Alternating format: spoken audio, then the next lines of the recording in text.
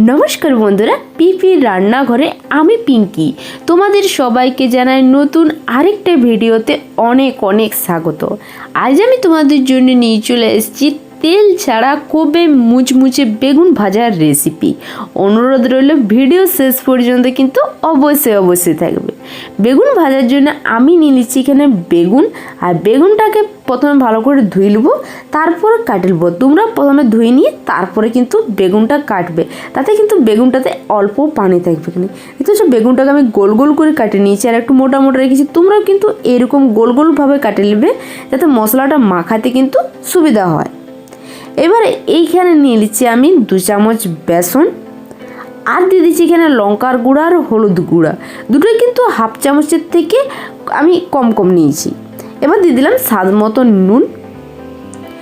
এবার যে শুকনো উপকরণগুলো এগুলো খুব ভালো করে হাতে দিয়ে মাখিয়ে নেবো। তোমরা অবশ্যই এই কাজটা কিন্তু মেশানোর কাজটা হাত দিয়েই করবে, যাতে বেসনে যদি ডেলা থাকে সেই ডেলাগুলো ভেঙে যাবে। খুব ভালো করে গুঁড়া উপকরণগুলো মেশানো হয়ে গেলে বেগুনটাকে এই যে আমি যেরকমভাবে মশলাটা মাখাচ্ছি সেরকমভাবে কিন্তু তোমরা বেগুনের মশলাটা আজকে এই বেগুন ভাজাটা কিন্তু যেমন টেস্টি হতে চলেছে তেমনি কিন্তু হবে মুচমুচে। যারা হার্টের প্রবলেম বা যারা শারীরিক নানা কারণের জন্য তেল খেতে পছন্দ করে না বা যারা ডায়েট করছে তাদের জন্য কিন্তু এইরকমভাবে বেগুন ভাজা একদম বরদানের সমান। খুব ভালো করে আমি এখন বেগুনে এই মশলাগুলোকে লাগাই নেবো, আর আঙুলি করে ঘষে ঘষে লাগাই দেবে যাতে না কোনো জায়গায় ফাঁক থেকে যায়। এরকমভাবে সবগুলো বেগুনগুলোয় আমি মশলাগুলো লাগাই নেবো, দিয়ে রেখে দেবো এটা আমি এখন 5 মিনিটের জন্যে। আর বাড়তি যে উপকরণগুলো আছে এগুলোও কিন্তু বাদ যাবে কিনা, এগুলো আমাদের পরে কাজে লাগবে। 5 মিনিট বাদে ফিরে এসেছি, আর দেখতে পাচ্ছ বেগুনের যে পানিটা তাতে কিন্তু মশলাটা একদম বসে গেছে, আর কিছু কিছু জায়গায় কিন্তু দেখতে পাচ্ছ মশলাটা আর লাগে নাই। সেই জায়গাগুলোতে কিন্তু আমি এই যে গুঁড়ো যে বাড়তি মশলাগুলো ছিল সেগুলো খুব ভালো করে আবারও লাগাই নেবো, তাতে মানে বেগুনটার যে ডবল কোটিংও হয়ে যাবে, আর যে জায়গাগুলো মশলা লাগানো সেই জায়গাগুলো লাগিয়ে যাবে। আর খাতে কিন্তু ডবল কোটিংয়ের জন্য খুবই মুচমুচে হবে। এরকমভাবে সব বেগুনগুলোতে আমি আরেকবার লাগাইছিলাম, দিয়ে রেখে দিয়েছিলাম 2 মিনিটের মতন। খুব বেশি করে কিন্তু কড়াইটা গরম করে নিয়েছিলাম। কড়াইটা খুব ভালো করে গরম হয়ে গেলে দিয়ে দেবো কয়েক ফোঁটা মাত্র তেল। এখন তোমরা অনেকেই বলতে পারো যে তুমি তো বলেছিলে যে 1 ফোঁটাও তেল দিবে নাই, কিন্তু এইখানে যেহেতু আমি এই নর্মাল কড়াই করছি তার জন্য কিন্তু এই তেলটা দিলাম, যাতে কড়াইটা না পুড়ে যায়। এর তেলটা যদি তোমরা ননস্টিকের কড়াইয়ে করো তাহলে কিন্তু তেল দেওয়ার 1 ফোঁটাও প্রয়োজন নেই, শুধু কড়াইটা খুব ভালো করে বা পাইপেটা ভালো করে গরম করলেই হবে।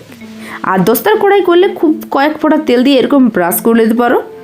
আর কড়াইটা খুবই বেশি গরম ছিল, ওই জন্য কিন্তু বাকি যে তেলটা সেটা কিন্তু ধোয়া হয়ে উঠে যাচ্ছে। তোমরা ভালো করে লক্ষ্য করলে বুঝতে পারবে। এবার এখানে আমি দিয়ে দিচ্ছি বেগুনের টুকরাগুলো,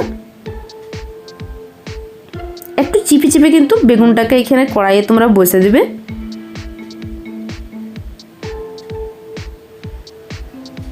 এখানে আমি একসাথে কিন্তু সব বেগুনগুলো একবারে ভেজে নেব। সব বেগুনগুলো দেওয়া হয়ে গেলে আমি ঢাকা দিয়ে রেখে দিচ্ছি 2 মিনিটের মতন। আর গ্যাসের আঁচটা অবশ্যই কিন্তু লো টু মিডিয়ামে রাখবে। ফিরে এলাম 2 মিনিট বাদে। বেগুনের নিচটা দেখতে পাচ্ছ একটু হালকা কালারটা চেঞ্জ হয়ে গেছে। এখন বেগুনটাকে আমি উল্টাই নেব। আর কড়াইয়ের আঁচটা কিন্তু এই সময় গ্যাসের আঁচটা কিন্তু অবশ্যই লো টু মিডিয়ামে কিন্তু রাখবে। এরকমভাবে বেগুনগুলোকে আমি সব উল্টাই নেব।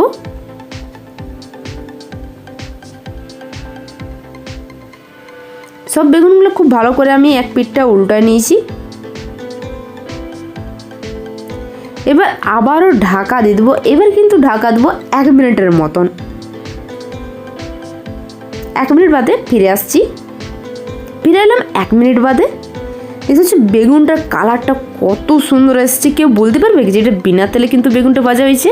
আর বেগুনটা কিন্তু খুব সুন্দর সিদ্ধ হয়ে গেছে। যদি বেগুনটা না সিদ্ধ হয় তাহলে তোমরা আবার ঢাকা দিয়ে রেখে দিতে পারো কয়েক সেকেন্ডের জন্য, তাহলে কিন্তু খুব তাড়াতাড়ি সিদ্ধ হয়ে যাবে।